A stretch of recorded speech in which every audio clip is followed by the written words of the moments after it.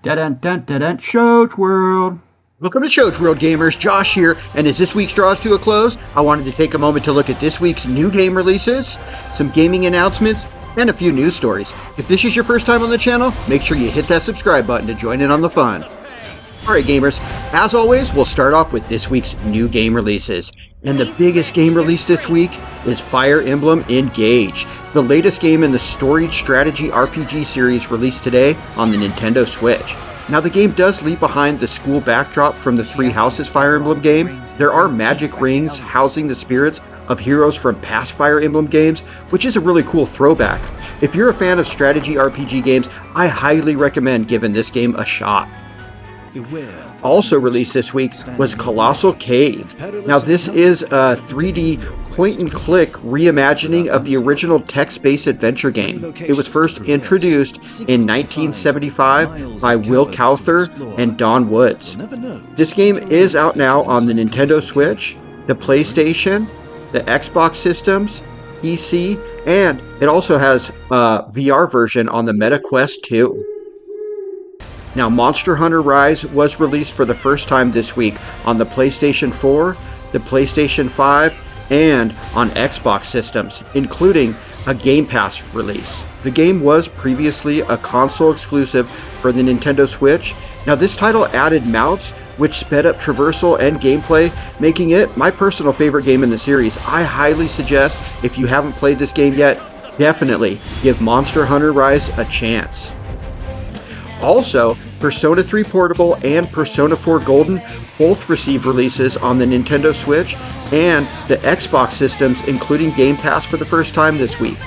The games were previously Sony exclusives. The Persona series is one of the most stylized RPG series of all time. Personally, I have not played these titles. I really enjoyed Persona 5, but have been told that Persona 4 Golden is the best in the series, so I'm looking forward to checking these titles out when I get a chance. Next up, A Space for the Unbound was released this week on the Nintendo Switch, the PlayStation 4, the PlayStation 5, PC, as well as on Xbox systems. This indie adventure game has beautiful pixel art, and it's set in the late 90s in rural Indonesia. It tells the story about a relationship between a boy and a girl with supernatural powers, and this game, it really piqued my interest. I'm looking forward to checking this one out also. Next up, let's take a look at some of the gaming announcements from this week. And we did get an announcement for WWE 2K23, as 2K will be holding a special event on January 25th in San Antonio, Texas, to reveal the game with hands-on gameplay, some new game modes, and more. So, for you wrestling fans out there, stay tuned for some exciting news coming soon. Now, House of the Dead Remake did get an announcement that it is coming to a new console. Unfortunately, it wasn't the one I was hoping for. The classic light gun game was one of Sega's best arcade series, and it is releasing on the PS5 today. If you do own the PS4 version, there is a free upgrade to the PS5 version, so you can go ahead and download that now. Now, I was really hoping for a VR version of this game for either or both the PSVR 2 or the Meta Quest 2. Now, Black Myth Wukong got a new trailer with the announcement of a launch window of summer 2024. It will launch on consoles and PC, and this game looks fantastic. It is expected to be a Soulsborne game, but I'm really hoping we get some Elden Ring elements added in. The game was first shown almost 2 years ago, and I'm really happy to see this game is still coming.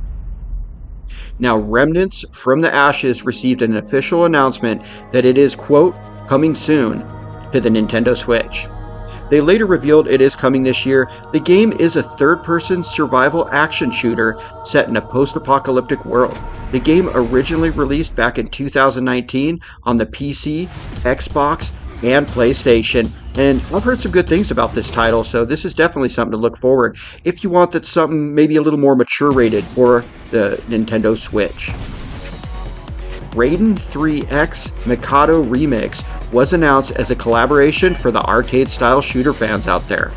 Now, this game is scheduled for a summer 2023 release, and is definitely the best-looking version of this awesome title, with a ton of customization and a stacked soundtrack with an all-star lineup of fans. We just don't have enough shooters like this out there, and I'm glad to see that we're getting a good one for the fans of this genre. Alright gamers, let's finish up with a few news stories from this week in gaming. Now this last Sunday was the premiere of the first episode of the new HBO series, The Last of Us. The 80-minute episode did not disappoint. The casting, top to bottom, has been top-notch, and the writing and visuals are superb. This was the perfect introduction to a live-action version of this story, and I can't wait to see where it goes from here. My only complaint is I have to wait a whole week for the next episode. Safe to say, I highly recommend this series. Next up, the Suicide Squad Kill the Justice League game seems to be on a trajectory in the wrong direction as it gets closer to its 2023 release. When they announced this game, I was pretty excited by the idea of what this game could end up being. But it feels like the more I see and hear of this game, the less interested I become, especially after the disappointment of the Gotham Knights game. But now, in a leaked image, we see that the game will have a battle pass and a store, making it look reminiscent of the disappointing Avengers game. Now, the game streaming cloud service Stadia, which Google launched back in 2018, has officially shut down. The 18th was the official closing date, but this will not be the last we see of this tech. The service was not well received by gamers, and it definitely had a lot of issues. I'm personally not a fan of game streaming, but I mean, we've seen Nintendo, Sony, and Microsoft. They're all currently using cloud gaming in one way or another. So I do believe it's here to stay, and I just hope it gets a lot better over time. I think it definitely will. Now, Super Nintendo World may not be scheduled to open until February 17th, but we will be going in early February for an in-person sneak peek inside this amazing theme park land. But in preparation, they have been doing some tech rehearsals allowing guests in to the land early. Now we have been getting a ton of new info on this awesome theme park, including some of the special experiences that can be had using the power bands. Hit the link at the video at the end of this one. I did make a video about this, so for more info, definitely check that out. Now, in some really disappointing news, Microsoft is reportedly laying off 10,000 employees, which is about 5% of its workforce. The layoffs are not just on the gaming side of the company, but reportedly Bethesda Game Studios, the Coalition, and 343 Industries will all be affected.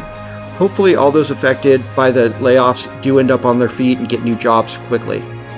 Alright gamers, that concludes this week in review for the week ending on January 20th. The week started with us finally getting to experience the first episode of the live-action HBO series, The Last of Us.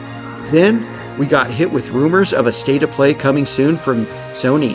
And the week ended with some AAA awesome titles coming to new systems, giving new audiences a chance to play them for the first time. But let me know anything we may have missed in the comments, and thanks for joining us today, gamers. JoJWorld out.